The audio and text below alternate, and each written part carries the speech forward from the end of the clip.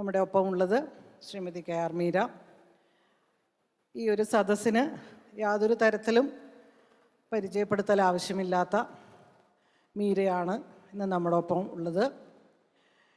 മീരയുടെ കഥയെഴുത്തിൻ്റെ വഴികൾ, കഥാപാത്രങ്ങൾ, ജീവിതം, ജീവിത സമീപനം, കാഴ്ചപ്പാട്, രാഷ്ട്രീയ നിലപാട്, ഇതെല്ലാം തന്നെ നമുക്ക് ചർച്ച ചെയ്യാമെന്ന് തോന്നുന്നു. മീരയെ എന്നെ സംബന്ധിച്ചിടത്തോളം വളരെ വ്യക്തിപരമായി പറഞ്ഞാൽ പത്രപ്രവർത്തകർ എന്നുള്ള നിലയ്ക്കുള്ള ബന്ധമുണ്ടായിരുന്നു. അതിനപ്പുറത്ത് മീരയുടെ കഥകളുടെ എഴുത്തിൻ്റെ ഒരു ആരാധികയാണ്. ഏറ്റവും എൻ്റെ ഒരു സഹോദരി, ഒരു അനിയത്തി തന്നെയാണ് മീര.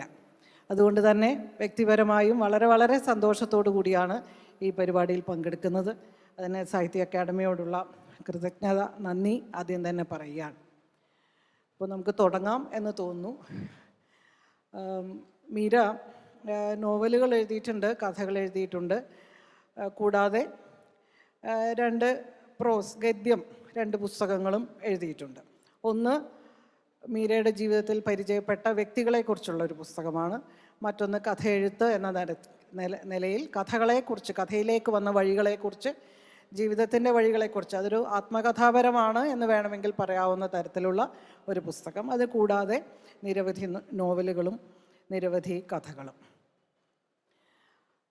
എനിക്ക് ആദ്യം തന്നെ ചോദിക്കാനുള്ളത് മീരയോട്, മീരയുടെ കഥ എന്ന് പറയുന്നത്, മീര തന്നെ പറഞ്ഞിട്ടുണ്ട്, വായനക്കാരുടെ ബുദ്ധിയും ഹൃദയവും അതിലേക്ക് എത്തിച്ചേരുന്നതും കഴിയുമെങ്കിൽ നവീകരിക്കാൻ കൂടി കഴിയുന്നതും ആകണം. അത് പത്ര റിപ്പോർട്ടാണെങ്കിലും സർഗാത്മകമായ എഴുത്താണെങ്കിലും എന്ന് മീരയുടെ ഒരു വാചകമുണ്ട്.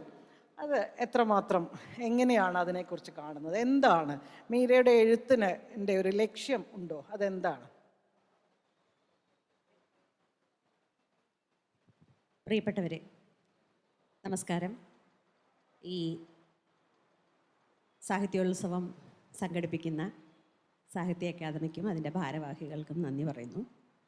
ഓരോ തവണയും ചിലപ്പോൾ എല്ലാം ഒരേ ചോദ്യങ്ങളാണ്, ഒരേ മുഖങ്ങളാണെങ്കിൽ പോലും വ്യത്യസ്തരായ മുഖങ്ങളെ മുന്നിൽ കാണുന്നത് കൊണ്ട് എല്ലാ സാഹിത്യോത്സവങ്ങൾക്കും അതിൻ്റേതായ പ്രാധാന്യമുണ്ട്. അത് എഴുത്തുകാരി എന്ന നിലയിലും വായനക്കാരി എന്ന നിലയിലും ഒരു വലിയ സന്തോഷവും തുറസുമായി അവസരവുമായി അനുഭവപ്പെടാറുണ്ട് എന്ന് ഓർമ്മിപ്പിക്കുന്നു. എന്നോടുള്ള ചോദ്യം, പ്രത്യേകിച്ചും ഇതിനായി എന്നോട് ചോദ്യം ചോദിക്കാനായി 2 തവണ ഒരുങ്ങി വന്നതാണ് പാർവതി ചേച്ചി എന്ന ആർ പാർവതി ദേവി. വളരെ തിരക്കിട്ട ഷെഡ്യൂളിനിടയിലും ഈ ഒരു ചോദ്യത്തിൽ ഇത് പാരായണക്ഷമത എന്നതാണ് ഞാനതിൽ 2ലും തേടുന്നതായുള്ള ഒന്ന്. പത്രപ്രവർത്തകയായ കാലത്ത് എന്തിന് പത്രപ്രവർത്തകയാകണമെന്ന ചോദ്യത്തിന് സത്യത്തിൽ എഴുതാനുള്ള മോഹം സാധിച്ചെടുക്കുക എന്നതായിരുന്നു ആദ്യത്തെ ഉത്തരം. പക്ഷേ പത്രപ്രവർത്തനം പഠിച്ചപ്പോഴാണ് മനസ്സിലായത് ഈ സാഹിത്യവും എഴുത്തുമായി പത്രപ്രവർത്തനത്തിലുള്ള ബന്ധം വളരെ വളരെ ദുർബലമാണ്, അല്ലെങ്കിൽ വളരെ പെരിഫറലാണ് എന്നുള്ളത്. എങ്കിലും ഒരു റിപ്പോർട്ട് എഴുതുമ്പോൾ സർഗാത്മകമായതെന്തോ ഒന്ന് ആ റിപ്പോർട്ടിനെ കുറച്ചുകൂടി ശോഭിപ്പിക്കുന്നതായും കുറച്ചുകൂടി വായനക്കാരിലേക്ക് എത്തിക്കുന്നതായും എനിക്ക് അനുഭവപ്പെട്ടിട്ടുണ്ട്. എഡിറ്റിങ്ങിൻ്റെ പാഠങ്ങൾ ഉൾക്കൊള്ളുമ്പോൾ ഭാഷ എങ്ങനെയാണ് നമ്മുടെ ഹൃദയങ്ങളെ തൊടുന്നത് എന്നത്, ഭാഷ എങ്ങനെയാണ് നമ്മുടെ ബുദ്ധിയെ സ്പർശിക്കുന്നതെന്ന് തിരിച്ചറിഞ്ഞു കഴിയുമ്പോൾ ഒരു വളരെ വരണ്ട ന്യൂസ് റിപ്പോർട്ടിൽ പോലും അതിലേറെ മുള്ളും മുരടുമുള്ള ഒരു പ്രസ് കോൺഫറൻസ് പോലും റിപ്പോർട്ട് ചെയ്യുമ്പോൾ വളരെ ആകർഷകമാക്കാം എന്ന് തിരിച്ചറിഞ്ഞിട്ടുണ്ട്. ആ പാരായണക്ഷമത എന്നത് ഇല്ലെങ്കിൽ പിന്നെ നമ്മൾ എഴുതുന്നതൊക്കെ ശൂന്യമായി പോകുമെന്നാണ് എൻ്റെ ഒരു തോന്നൽ. ഇതേ സിദ്ധാന്തം തിരിച്ചിട്ടാൽ കൽപ്പനാ സാഹിത്യത്തിലും പാരായണക്ഷമതയോടൊപ്പം കുറച്ച് വസ്തുതകൾ കലർത്തുമ്പോൾ അതിൻ്റെ വിശ്വാസ്യത വർദ്ധിക്കുന്നതായും തോന്നിയിട്ടുണ്ട്. എനിക്ക് തോന്നുന്നു പലപ്പോഴും നമ്മളെ അത്ഭുതപ്പെടുത്തുന്നതാണ് മീരയുടെ കൃതികൾ. ഉദാഹരണത്തിന് ഇപ്പോൾ ആരാച്ചാർ വലിയൊരു പുസ്തകമാണ്. അത് കഴിഞ്ഞ് ഘാതകൻ വരുമ്പോൾ അങ്ങനെയാണ്. ഇങ്ങനെ ഓരോ പുസ്തകത്തിനും പൂർണ്ണമായും വ്യത്യസ്തമായ സാമൂഹ്യ, രാഷ്ട്രീയ, സാംസ്കാരിക സാഹചര്യങ്ങളെ കൂടി കണക്കിലെടുത്തുകൊണ്ടുള്ള എഴുത്തുകളാണ് വരുന്നത്. എനിക്ക് തോന്നുന്നു ഈ അടുത്ത കാലത്തുള്ള പുതിയ എഴുത്തുകളിലൊക്കെ തന്നെ അത് കുറേ അധികം കാണാൻ കഴിയുന്നുണ്ട്. അതിലൊക്കെ തന്നെ അവരുടെ സാമൂഹ്യമായിട്ടുള്ള അവരുടെ ജീവിത ദർശനം വളരെ കൃത്യമായി കടന്നു വരികയും ചെയ്യുന്നു.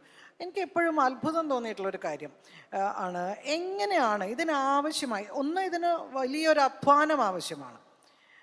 ഒരു നോവൽ എഴുതി പൂർത്തിയാക്കുക എന്ന് പറയുന്നതിൻ്റെ പിന്നിൽ ഒരു അധ്വാനമുണ്ട്, ഒരു ലേബറുണ്ട്. അതിൻ്റെ പിന്നിൽ ഒരു ഗൃഹപാഠമുണ്ട്. കാരണം ഇപ്പോൾ ആരാച്ചാർ ഒരുപാട് ചർച്ച ചെയ്യപ്പെട്ടതാണ്. മീര കൽക്കട്ടയിൽ പോയി താമസിക്കുകയും അവിടെ ലൈബ്രറിയിൽ താമസിച്ചുകൊണ്ട് അവിടുത്തെ ജീവിതം, ഒരു ആരാച്ചാറിൻ്റെ ജീവിതം, ഇതെല്ലാം പഠിച്ചതാണ് എന്നൊക്കെ നമ്മൾ പലയിടത്തും വായിച്ചിട്ടുണ്ട്. മീര തന്നെ പല അഭിമുഖങ്ങളിലും പറഞ്ഞിട്ടുണ്ട്. അതുപോലെ തന്നെയാണ് മിക്കവാറും എല്ലാ കഥകളായാലും നോവലുകളായാലും ഒക്കെ തന്നെ. അതിനൊക്കെ ഓരോന്നിനും ഓരോ വ്യത്യസ്തമായ, ഇപ്പം നേത്രോന്മീലനം എന്ന ആ ഒരു കൃതി കുറച്ച് പഴയതാണ്. അത് കാഴ്ച പരിമിതരായിട്ടുള്ള ഒന്ന് രണ്ട് വ്യക്തികളെ, ഒരു വ്യക്തി, അതിലെ നായക കഥാപാത്രം തന്നെ കാഴ്ച പരിമിതനാണ്, കാഴ്ച പെട്ടെന്ന് പോകുന്നതാണ്. ഒരു കാൽപ്പനികമായ ഒരു വളരെ വായനക്കാരെ പിടിച്ചിരുത്തുന്നതാണ്. അത് മറ്റൊന്നാണ്. അപ്പം ഇങ്ങനെ ഓരോ കഥയും യഥാർത്ഥത്തിൽ തികച്ചും വ്യത്യസ്തമായ ഒരു ക്യാൻവാസാണ് മീര മുന്നിലേക്ക് വെക്കുന്നത്.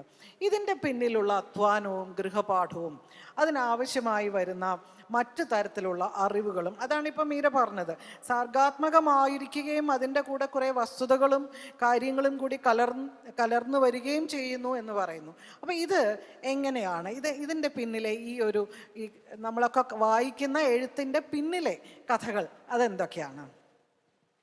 എന്തുകൊണ്ട് എന്ന് ചോദിക്കും പാർവതി ചേച്ചി. അപ്പം ഞാൻ പറയാം. അതെ, എന്തുകൊണ്ടാണ് അതിൻ്റെ ആവശ്യം എന്താണ്? അതിൻ്റെ ആവശ്യം ഞാൻ സ്ത്രീ ആയതുകൊണ്ടാണ്, ഞാനൊരു എഴുത്തുകാരി ആയതുകൊണ്ടാണ്. ഇതേ സീറ്റിലിരിക്കുന്നത് PV ഷാജികുമാർ ആണെങ്കിൽ നിങ്ങളാരും ചോദിക്കില്ല എങ്ങനെ ഇത്രയും എർക്കാനെ പറ്റി ഇത്രയും കഥകൾ സമാഹരിച്ചു, എന്ത് അധ്വാനമാണ് ഇതിന് പിന്നിലുണ്ടായിരുന്നത്. അല്ലെങ്കിൽ പുറ്റെഴുതിയ വിനോയ് തോമസ് ആണെങ്കിൽ, ഞാൻ ഇവരെയൊക്കെ ഉദാഹരിക്കുന്നത് അവരൊക്കെ വളരെ പുതിയ തലമുറയിലെ എഴുത്തുകാരായതുകൊണ്ടാണ്. അവരുടെ അധ്വാനവും ഒരു പുരുഷൻ എഴുതുമ്പോഴുള്ള ആ ആണെഴുത്തുകാരൻ്റെ വിഭവ സമാഹരണവും അധ്വാനവും ഒക്കെ വളരെ ബൈ ഡീഫോൾട്ട് ഒരു പുരുഷന് സാധിക്കുന്നതാണെന്നും, ഒരു സ്ത്രീയെ സംബന്ധിച്ചിടത്തോളം ഈ അടുക്കളയിൽ ഒതുങ്ങുന്ന അല്ലെങ്കിൽ വീട്ടിലൊതുങ്ങുന്ന കഥകൾക്കപ്പുറം എഴുതുന്നുണ്ടെങ്കിൽ അതെങ്ങനെ എഴുതി, എവിടെ നിന്ന് എഴുതി, ആരുടെ സഹായത്താൽ എഴുതി, എത്രത്തോളം നിങ്ങൾ മറ്റുള്ളവരുടെ സഹായം സ്വീകരിച്ചു എന്നുള്ള ചോദ്യങ്ങൾക്കൊക്കെ ഉത്തരം പറയാൻ നമ്മൾ ബാധ്യസ്ഥരാണെന്നും കൂടി ഈ ചോദ്യത്തിൽ നിന്ന് ഞാൻ പാർവതി ചേച്ചിയുടെ ചോദ്യത്തെ കുറ്റം പറയുകയല്ല, പക്ഷേ ഞാനിതെല്ലാ സാഹിത്യോത്സവങ്ങളിലും എല്ലാ ഇൻറ്ററാക്ഷൻസിലും നേരിടുന്ന ഒരു ചോദ്യം എന്ന നിലയിൽ ഇന്നും നമുക്കൊരു സ്ത്രീയുടെ ബുദ്ധിശക്തിയെ അംഗീകരിക്കാനുള്ളൊരു ബുദ്ധിമുട്ട് ഉണ്ട് എന്ന തിരിച്ചറിവിൻ്റെ പേരിലാണ് ഞാൻ പിന്നെയും വ്യത്യസ്തമായ പശ്ചാത്തലവും വ്യത്യസ്തമായ കഥാസന്ദർഭങ്ങളും തിരയുന്നത് എന്ന് മാത്രമാണ് ഞാൻ പറയുന്നത്. കാരണം ഇത് ഓർമ്മിപ്പിച്ചേ സാധിക്കൂ. ഒരു സ്ത്രീക്ക് സാധിക്കുന്നതാണ്, സ്ത്രീകൾക്ക് സാധിക്കുന്നതാണ്. അത് സ്ത്രീകൾക്ക് സാധിക്കാത്തത് അവർക്ക് സഞ്ചാര സ്വാതന്ത്ര്യം ഇല്ലാത്തത് കൊണ്ടാണ്, അഭിപ്രായ സ്വാതന്ത്ര്യം ഇല്ലാത്തത് കൊണ്ടാണ്, അവർക്ക് മനസ്സിലുള്ളത് തുറന്നു പറയാനുള്ള അവസരങ്ങളില്ലാത്തത് കൊണ്ടാണ്. ഇത് എനിക്ക് തോന്നുന്നു മീര തന്നെ എഴുതിയിട്ടുണ്ട്. ഒരു സഹപ്രവർത്തകൻ പറഞ്ഞുവെന്ന്, അടുക്കളയിൽ നിന്ന് വരാന്ത വരെ മാത്രമാണ് ഒരു സ്ത്രീയുടെ ആദ്യ കഥ സർപ്പയച്ചം എന്നൊരു കഥ ആദ്യമായി ഒരു മുഖ്യധാര പ്രസിദ്ധീകരണത്തിൽ അച്ചടിച്ച് വന്നപ്പോൾ സഹപ്രവർത്തകനായ ഒരു പത്രപ്രവർത്തകൻ പറഞ്ഞതാണ്, ഞാൻ ഈ പെണ്ണുങ്ങളുടെ കഥയൊന്നും വായിക്കാറില്ല, കാരണം ഈ പെണ്ണുങ്ങൾ എഴുതുന്ന കഥകളെല്ലാം അടുക്കളയിൽ തുടങ്ങി വരാന്തയിൽ അവസാനിക്കുന്നതാണ്. ഈ വരാന്തയിൽ അവസാനിക്കുന്ന കഥകളിൽ വാസ്തവത്തിൽ പുരുഷന്മാർ ലോകം മുഴുവൻ ചുറ്റി നടന്നുണ്ടാക്കുന്ന കഥകളിലുള്ള അതേ ഫിലോസഫിയും അതിൻ്റെ ആറ്റിക്കുറുക്കിയ കണ്ടെത്തലുകളുമൊക്കെ ഉണ്ട് എന്നുള്ളത് അദ്ദേഹം തിരിച്ചറിഞ്ഞിട്ടില്ല. കാരണം അദ്ദേഹം അത്ര സെൻസിറ്റീവായൊരു വായനക്കാരനായിരുന്നില്ല എന്ന് വേണം കരുതാൻ. സത്യത്തിൽ എനിക്കെപ്പോഴും തോന്നാറുണ്ട്, വലിയ വലിയ ഇതിഹാസങ്ങളൊക്കെ എഴുതിയ എഴുത്തുകാരും ചെറിയ ചെറിയ കഥകൾ എഴുതിയ എഴുത്തുകാരികളും അവരുടെ കൃതികളും തമ്മിൽ താരതമ്യപ്പെടുത്തുമ്പോൾ ഈ വലിയ വലിയ ഇതിഹാസങ്ങൾ എഴുതി ആറ്റിക്കുറുക്കിയെടുത്ത അതേ തത്വമാണ്, അതേ സാരമാണ്, ജീവിത തത്വമാണ് സത്യത്തിൽ ഈ ചെറിയ കഥകളിലൂടെ വീടിനകത്തിരുന്ന് സ്ത്രീകൾ നിരീക്ഷിച്ച് കണ്ടെത്തിയിട്ടുള്ളത് എന്നത് അത്ഭുതപ്പെടുത്തുന്നൊരു കാര്യമാണ്. പണ്ട് ബുദ്ധൻ്റെ ഒരു കഥയുണ്ടല്ലോ, ഈ ബുദ്ധനും വാനരനുമായി തർക്കമുണ്ടായപ്പോൾ വാനരൻ ബുദ്ധനെ വെല്ലുവിളിച്ചു, ആരാണ് ലോകത്തിൻ്റെ അങ്ങേയറ്റം കണ്ടിട്ട് തിരിച്ചു വരുന്നത് എന്ന്. അങ്ങനെ വാനരൻ ആകാശങ്ങൾക്ക് മുകളിലൂടെ ഊളിയിട്ട് ലോകത്തിൻ്റെ അറ്റം കണ്ടെത്താൻ പുറപ്പെട്ടു. തിരികെ വന്നു, അവിടെ അങ്ങനെ അറ്റം കണ്ടെത്തി. അപ്പോൾ അഞ്ച് തൂണുകളിൽ അവസാനിക്കുന്നതായാണ് കണ്ടത് ലോകം. അദ്ദേഹത്തിൻ്റെ പാത അവിടെ അവസാനിച്ചു. ആ പാത അവിടെ അവസാനം കണ്ടെത്തി എന്നതിന് തെളിവായി ആ 5 തൂണുകളിൽ ഒരു വര വരച്ചിട്ടാണ് ഈ വാനരൻ തിരികെ വന്നത്. വന്നു കഴിഞ്ഞ് ബുദ്ധനോട് പറഞ്ഞു, ഞാൻ ആ ലോകത്തിൻ്റെ അറ്റം കണ്ടിട്ട് വരികയാണെന്ന് പറഞ്ഞപ്പോൾ ബുദ്ധൻ തൻ്റെ കൈ ഉയർത്തി കാണിച്ചു. വാനരൻ വരച്ച വര അദ്ദേഹത്തിൻ്റെ വിരലുകളിലുണ്ടായിരുന്നു. നീ എൻ്റെ കൈ വിട്ട് എവിടെയും പോയിട്ടില്ല എന്നതിൻ്റെ തെളിവായിരുന്നു. എന്ന ഒരു പ്രഖ്യാപനമായിരുന്നു അത്.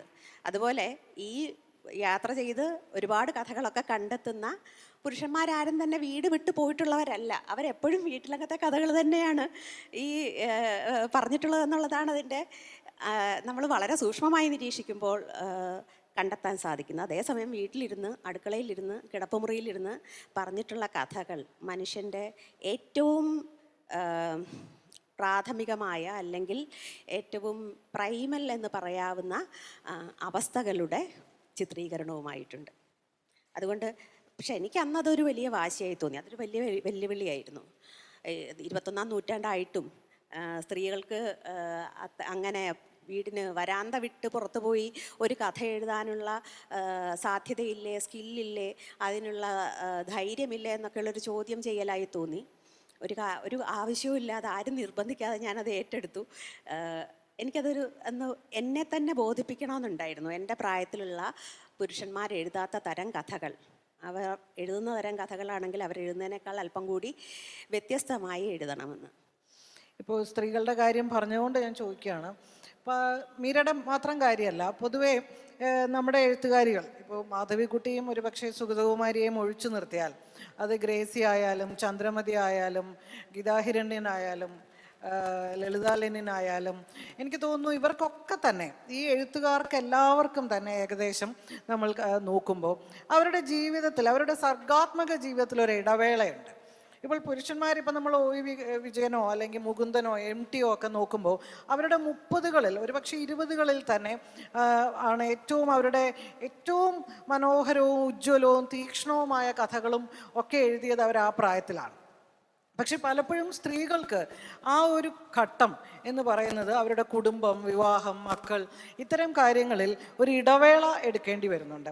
ഞാൻ മനസ്സിലാക്കുന്നത് മീരയ്ക്ക് വിവാഹത്തിന് ശേഷം അങ്ങനെ ഒരു ഇടവേള ഉണ്ടായിട്ടില്ല. മീരയുടെ ജീവിതം ഞാൻ മനസ്സിലാക്കിയത് ഏതാണ്ട് 5-6 വയസ്സ് മുതൽ തന്നെ എഴുതുക, വായിക്കുക, ധാരാളം വായിക്കുക, ആർത്തി പിടിച്ച് വായിക്കുക, കണ്ണിൽ കണ്ടതെല്ലാം വായിക്കുക. പിന്നെ ആ കാലഘട്ടം, ഞാനും ഒക്കെ ഉൾപ്പെടുന്ന ആ കാലഘട്ടത്തിലെ സോവിയറ്റ് സാഹിത്യം, ബാലസാഹിത്യം, ഇതൊക്കെ വായിക്കുക. പിന്നീട് പൂമ്പാറ്റ, അമ്മാവൻ, ഇങ്ങനെ മുഴുവനും വായിച്ചു തീർക്കുക. ആ വായനയുടെ ഭാഗമായി തന്നെ എഴുതുക. അപ്പോൾ ഞാൻ മനസ്സിലാക്കിയത് ഒരു 5-6 വയസ്സ് മുതൽ തന്നെ മീര എഴുതുമായിരുന്നു എന്നാണ്. കഥ എഴുതുക, കവിത എഴുതുക, പ്രസംഗ മത്സരം, ഉപന്യാസ മത്സരം, ഇങ്ങനെ സാഹിത്യത്തിൻ്റെ എല്ലാ മേഖലകളിലും മീര വളരെ സജീവമായിരുന്നു. പിന്നീട് എനിക്ക് ശരിയാണെന്ന്, തെറ്റാണെങ്കിൽ തിരുത്തുക, ഡിഗ്രി കഴിഞ്ഞിട്ട് ഒരു സമയത്ത് പിന്നൊരു ഇടവേള ഉണ്ടായി എന്നാണ് ഞാൻ മനസ്സിലാക്കുന്നത്. അങ്ങനെ ഉണ്ടായോ? അത് കുടുംബം എന്ന് പറയുന്നത് ഒരു എഴുത്തിനെ ഒരു തരത്തിലും ബാധിക്കാതെ മുന്നോട്ട് കൊണ്ടുപോകാൻ മീരയ്ക്ക് പറ്റിയോ?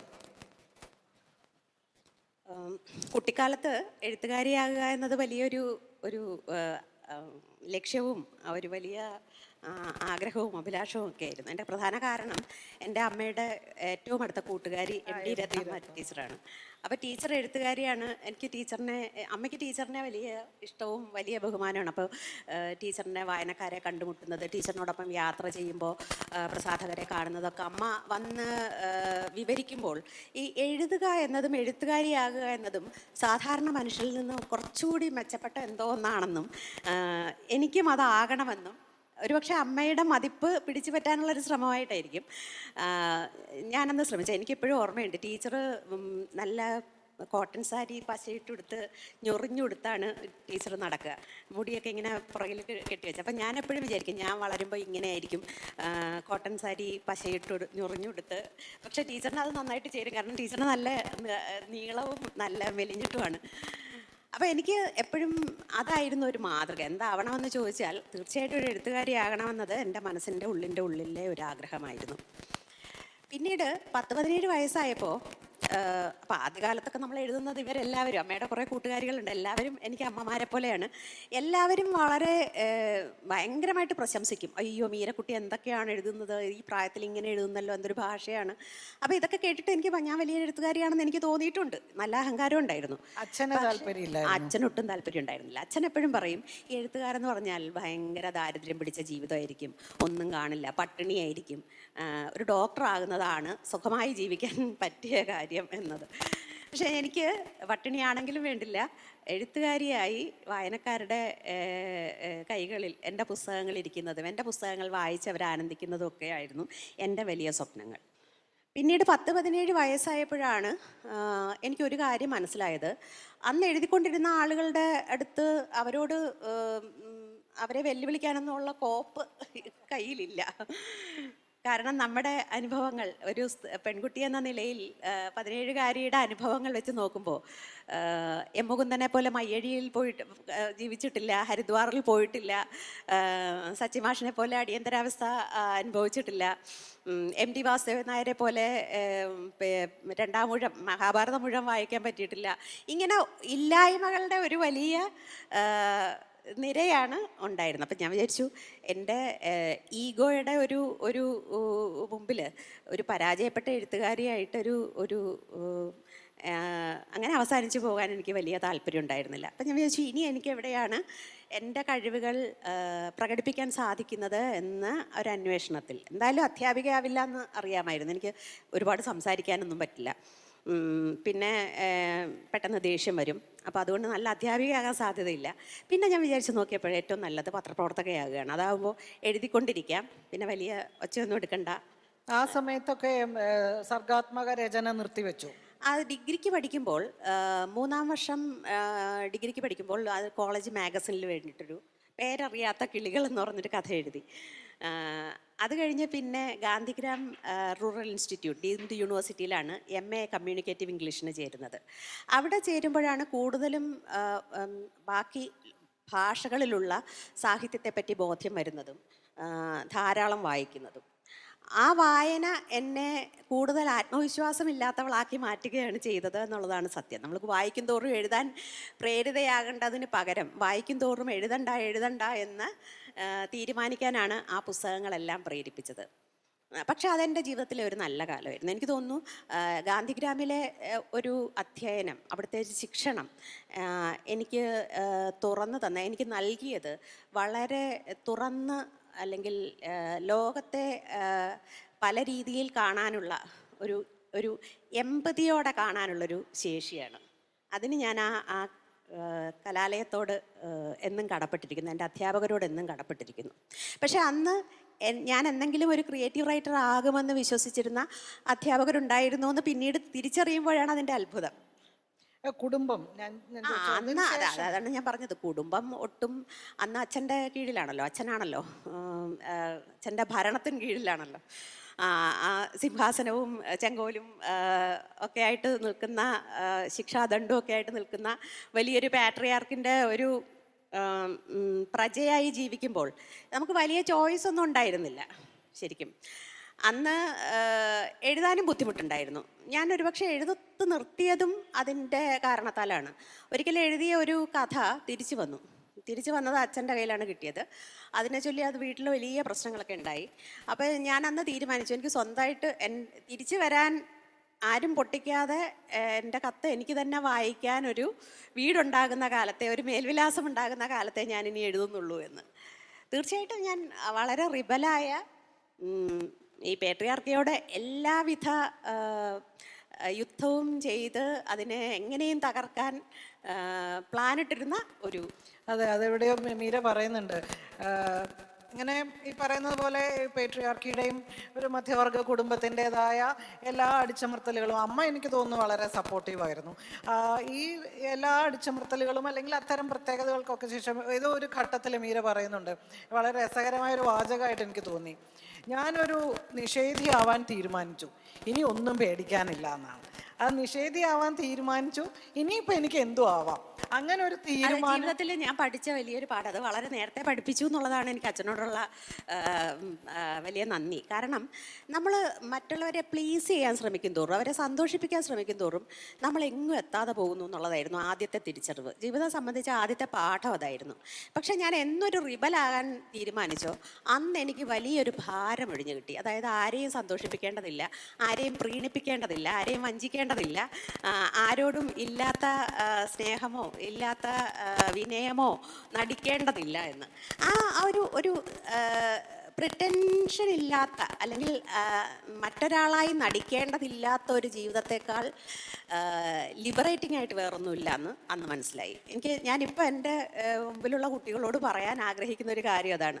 പലപ്പോഴും പലരും പറയുമല്ലോ, ഇപ്പം നമ്മുടെ ടി വിയിലും നമ്മുടെ പത്രമാധ്യമങ്ങളിലും ഒക്കെ പലപ്പോഴും പറയില്ലേ, എന്താണ്, ഓമനിച്ച് വളർത്തിയ അച്ഛനമ്മമാരെ ഇട്ടിട്ട് പെൺകുട്ടികൾ ഓടിപ്പോയി, എന്താണ്, അവരെ പറ്റി ആലോചിച്ചില്ല. ഇത് ഓമനിച്ചൊന്നും അല്ലായിരിക്കും വളർത്തിയത്.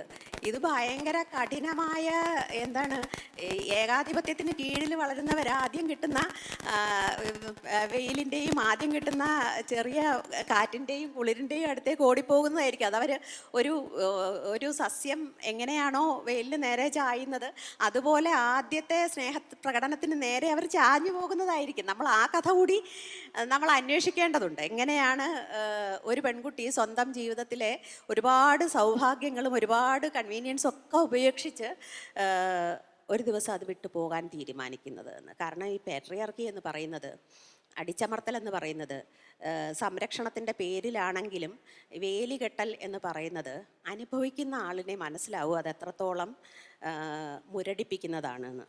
എനിക്ക് തോന്നുന്നു പല സ്ത്രീകൾക്കും വിവാഹം എന്നുള്ളത്, ഇപ്പം മീര തന്നെ പലരെ കുറിച്ചും പറയുന്നുണ്ട്, മറ്റേ കെട്ടിടത്തിലമ്മ, അതുപോലെ പലരും, അവരൊക്കെ തന്നെ വിവാഹത്തിന് ശേഷം അവരുടെ രചനകളിലും അല്ലെങ്കിൽ അവരുടെ സർഗാത്മക ജീവിതം മതിയാക്കിയവരെ കുറിച്ച് ധാരാളം പറയുന്നുണ്ട്. പക്ഷെ എനിക്ക് തോന്നുന്നു മീരയ്ക്ക് വിവാഹം ഒരിക്കലും ഒരു കൂട്ടിലിടലായിരുന്നില്ല എന്ന് തോന്നുന്നു.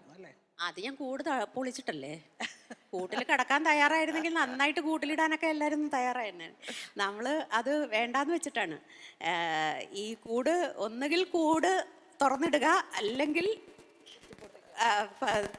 പൊട്ടിക്കുക എന്നുള്ള ഒരു നിലപാടില്ലാതെ ആർക്കും സ്വാതന്ത്ര്യവും സന്തോഷവും സമത്വവും ആദരവും ഒന്നും വെച്ച് നീട്ടുന്ന ഒരു സമൂഹമല്ല നമ്മുടേത്. അതിൽ ആൺ പെൺ ട്രാൻസ്ജെൻഡർ വ്യക്തി എന്നുള്ളത് വ്യത്യാസമേ ഇല്ല.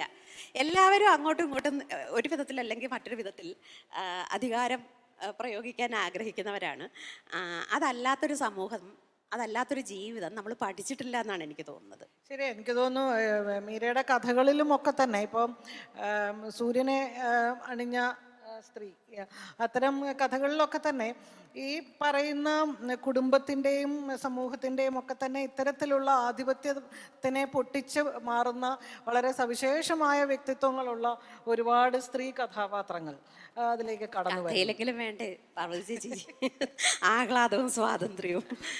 ശരിക്കും എനിക്ക് എപ്പോഴും തോന്നിയിട്ടുണ്ട്, നമ്മുടെ വീട്ടിൽ, നമ്മുടെ ബന്ധങ്ങളിൽ, നമ്മുടെ കുട്ടികളിൽ അവരുടെ സംരക്ഷണമാണ് നമ്മളെപ്പോഴും ലക്ഷ്യമാക്കുന്നത്. പകരം അവരുടെ സ്വാതന്ത്ര്യം ലക്ഷ്യമാക്കിയിരുന്നെങ്കിൽ, അവരുടെ സന്തോഷം ലക്ഷ്യമാക്കിയിരുന്നെങ്കിൽ, അവരുടെ ആത്മാവിൻ്റെ സ്വാതന്ത്ര്യം, ആത്മാവിൻ്റെ ആനന്ദം ലക്ഷ്യമാക്കിയിരുന്നെങ്കിൽ എത്ര വ്യത്യസ്തമായിരുന്നേനെ ഒരു മലയാളി കുടുംബം എന്ന് എപ്പോഴും ഞാൻ ആലോചിക്കാറുണ്ട്. എനിക്ക് തോന്നുന്നു ഈ സത്യപ്രിയ, നമ്മുടെ ഘാതകനിലെ സത്യപ്രിയ എന്ന് പറയുന്നത് യഥാർത്ഥത്തിൽ ഒരുപാട് പഠിക്കേണ്ട ഒരുപാട് പഠിക്കപ്പെടേണ്ട ഒരു കഥാപാത്രമാണെന്ന് തോന്നുന്നു. എനിക്ക് തോന്നുന്നു നമ്മുടെ മലയാള സാഹിത്യത്തിൽ തന്നെ ഇതുപോലെ ഒരു കഥാപാത്രം വളരെ സങ്കീർണമാണ്.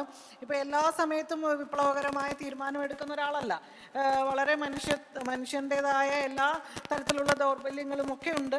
അതൊക്കെ ഇരിക്കുമ്പോൾ തന്നെ അല്ലേ, എനിക്ക് തോന്നുന്നു അവിടെ അതിലെ വസന്തലക്ഷ്മി എന്ന അമ്മയും സത്യപ്രിയ എന്ന് പറയുന്ന ആ നായികയും അവർ രണ്ടുപേരും എനിക്ക് തോന്നുന്നു ആ ഘാതകൻ എന്നാണ് ആ കഥയുടെ പേരെങ്കിലും അവരിലൂടെയാണ് ഇത് മുഴുവൻ മുന്നോട്ട് പോകുന്നത്. ആ ഒരു കഥാപാത്രങ്ങൾ കുറിച്ച് ഒന്ന് എങ്ങനെയാണ് മീര അവരെ കാണുന്നത്, അല്ലെങ്കിൽ എങ്ങനെയാണ് ആ കഥാപാത്രങ്ങളിലേക്ക് മീര എങ്ങനെ എത്തിയെന്ന്? അത് ഞാൻ ശ്രദ്ധിച്ചിട്ടുള്ള ഒരു കാര്യമാണ്. ഈ 1970 ഞാൻ ജനിക്കുന്നത്. അപ്പോൾ എൻ്റെ ഒരു ജനറേഷനിൽ പെട്ട സ്ത്രീകളുടെ ജീവിതം അത് മലയാള സാഹിത്യത്തിൽ അധികം കണ്ടിട്ടില്ല.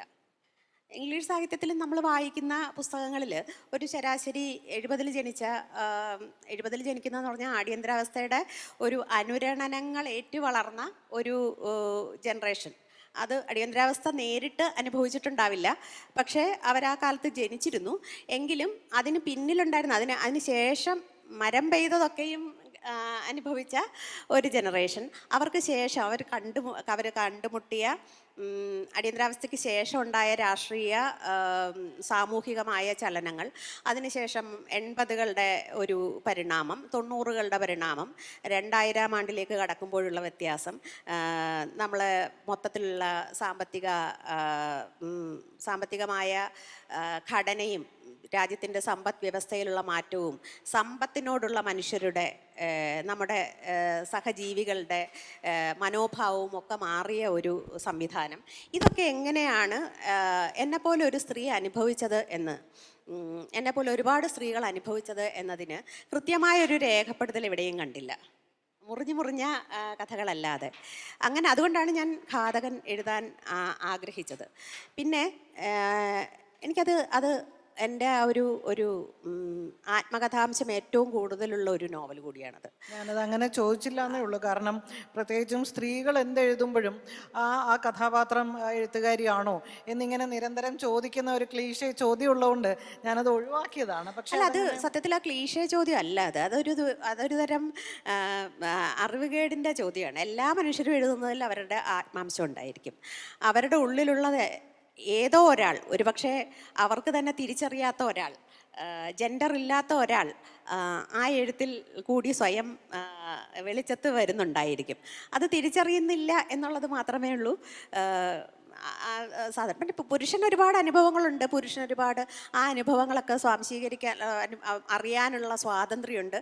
കൂടുതൽ അനുഭവങ്ങളെന്ന് പറഞ്ഞാൽ പുരുഷനെ സംബന്ധിച്ചിടത്തോളം കിരീടത്തിലെ തൂവലുകളാണ് അല്ലേ. പ്രണയങ്ങളാവട്ടെ, പ്രണയഭംഗങ്ങളാകട്ടെ, വിവാഹങ്ങളാകട്ടെ, വിവാഹമോചനങ്ങളാവട്ടെ, അല്ലെങ്കിൽ കൊലപാതകങ്ങളാവട്ടെ, ജയിൽവാസങ്ങളാകട്ടെ, ഇതെല്ലാം പുരുഷനെ സംബന്ധിച്ചിടത്തോളം പച്ചയായ അനുഭവങ്ങൾ എന്ന് പറഞ്ഞ് നമ്മൾ കൊട്ടിഘോഷിക്കുന്നതാണ്. പക്ഷേ സ്ത്രീയെ സംബന്ധിച്ചിടത്തോളം ഒരു യാത്ര പറയാതെയുള്ള ഒരു യാത്ര പോലും വലിയൊരു സാഹസവും വലിയൊരു കുറ്റകൃത്യവുമായിട്ട് മാറുന്ന ഒരു സംഗതിയുണ്ട്.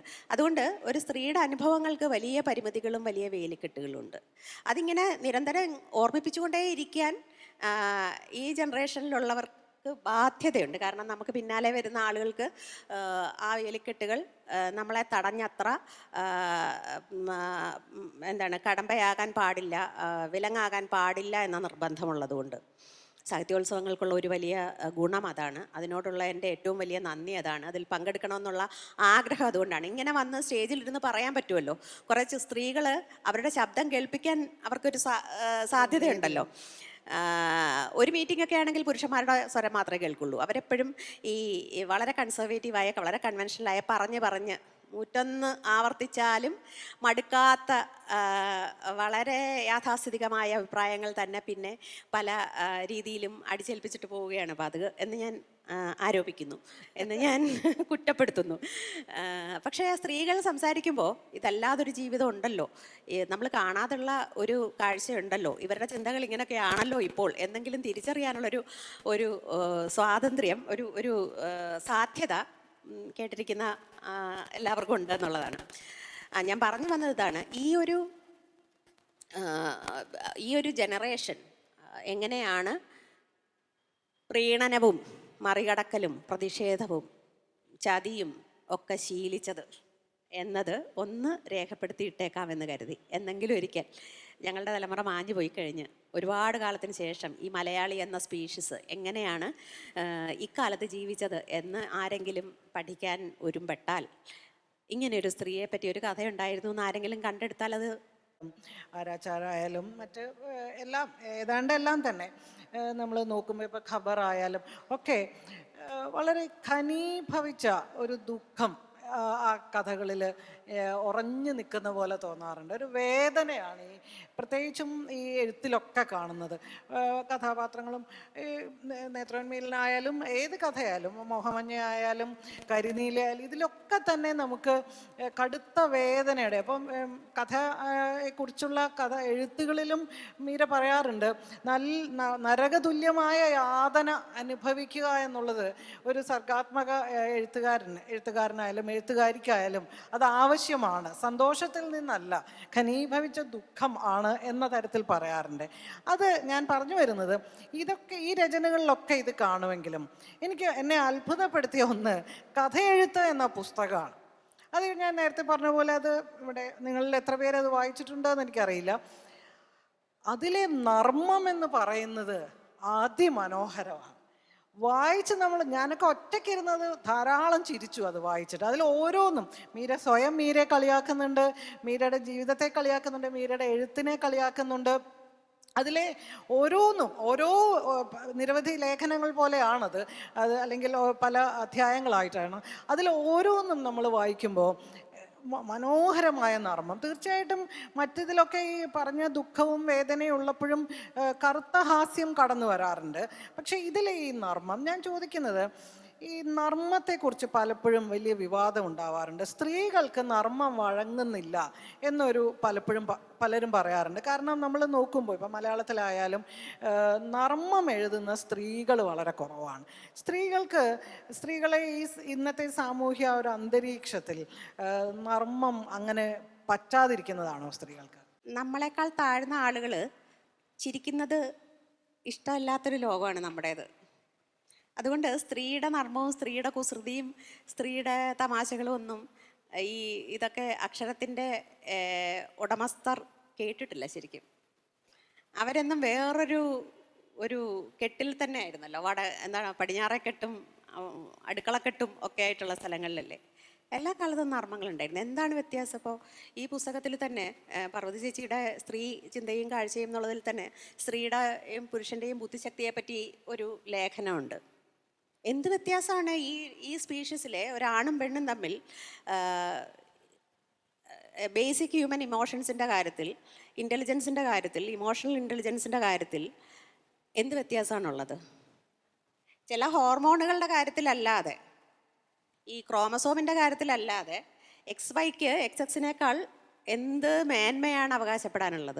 ഒരുപക്ഷെ ഏറ്റവും കൂടുതൽ ഈ പരിണാമത്തിൻ്റെ അല്ലെങ്കിൽ സർവൈവൽ ശേഷിയുടെ, അതിജീവന ശേഷിയുടെ ഒരു അളവുകോൽ വെച്ച് നോക്കിയാൽ അത് XY ക്രോമസോമിനുള്ളതിനേക്കാൾ XX ക്രോമസോമിനായിരിക്കും കൂടുതൽ.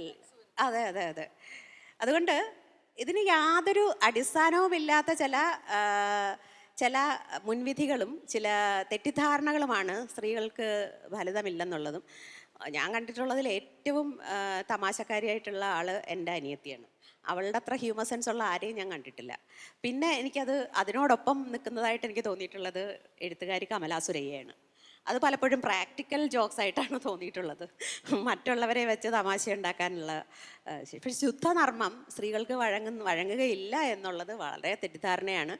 അത് ഈ വെടിവട്ടങ്ങളുടെ ഉടമസ്ഥാവകാശം ഉണ്ടായിരുന്ന, ഉമ്മറത്തിൻ്റെ ഉടമസ്ഥാവകാശം ഉണ്ടായിരുന്ന പഴയ പ്രമാണിമാർ സ്ത്രീകളുടെ അവരെക്കുറിച്ച് ഉണ്ടാക്കിയിരുന്ന കഥകളൊന്നും കേട്ടിരുന്നെങ്കിൽ അന്ന് തന്നെ അവരൊക്കെ തകർന്ന് തരിപ്പണായേനെ. അപ്പോൾ സ്ത്രീകൾക്ക് നർമ്മം വഴങ്ങുന്നില്ല എന്നില്ല. പക്ഷേ എൻ്റെ കുടുംബത്തിൽ ഞാൻ എപ്പോഴും തോന്നിയിട്ടുണ്ട്, വളരെ വളരെ വെല്ലുവിളിക്കുന്ന എന്നല്ല, പത്രഭാഷയൊന്നും എനിക്ക് കിട്ടുന്നില്ല അത് വിവരിക്കാൻ. വളരെ വേദനാജനകമായ ഡൊമസ്റ്റിക് വയലൻസിൻ്റെ ധാരാളം അനുഭവങ്ങളിലൂടെ ഞങ്ങൾ കടന്നു പോയിട്ടുണ്ട്. അതൊക്കെ കടന്നു പോകുമ്പോൾ അതിനെ മറികടക്കാൻ ഞങ്ങൾ കണ്ടെത്തിയിരുന്നത് തമാശകളാണ്.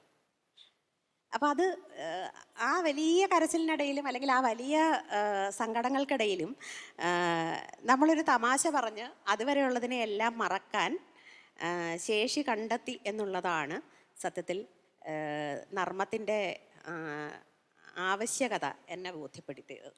അതുകൊണ്ട് ഈ നർമ്മം എനിക്ക് എപ്പോഴും വേണം.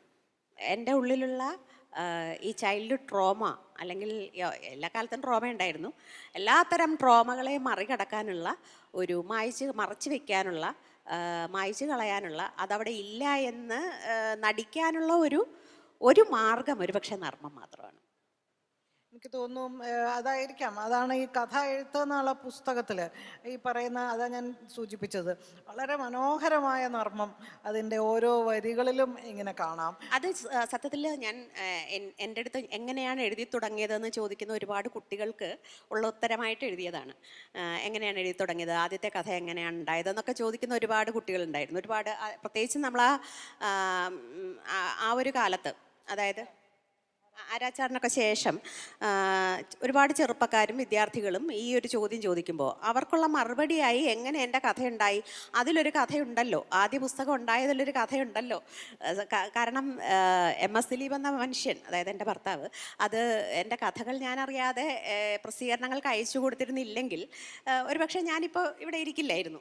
ഞാൻ എൻ്റെ വളരെ സ്വസ്ഥമായിട്ട് എനിക്കിഷ്ടപ്പെട്ട ഒരു ജോലിയും ചെയ്ത് കൃത്യമായിട്ട് കൃത്യ ദിവസം കിട്ടുന്ന ശമ്പളവും ഒക്കെ ആയിട്ട് സുഖമായിട്ട് ജീവിച്ചേനെ. പക്ഷേ ആ സ്വസ്ഥത ഇല്ലാതായി. അതിന് കൊടുക്കേണ്ടി വന്ന വിലയാണ് എൻ്റെ ഓരോ കഥയും എന്ന് ഞാൻ എപ്പോഴും വിചാരിക്കാറുണ്ട്. പക്ഷെ ഞാൻ പറഞ്ഞു വന്നത് ഇതാണ്, ഇതെഴുതുമ്പോൾ ഈ കുട്ടികളെ വെറുതെ നമ്മുടെ ജീവിതത്തിലെ ഏറ്റവും ട്രോമാറ്റിക് ആയിട്ടുള്ള അനുഭവങ്ങൾ പങ്കുവെച്ച് മുഷിപ്പിക്കുന്നതിന് പകരം അത് ഏറ്റവും ലളിതമായും ഏറ്റവും സരസമായും എഴുതാനുള്ളൊരു ശ്രമമായിരുന്നു.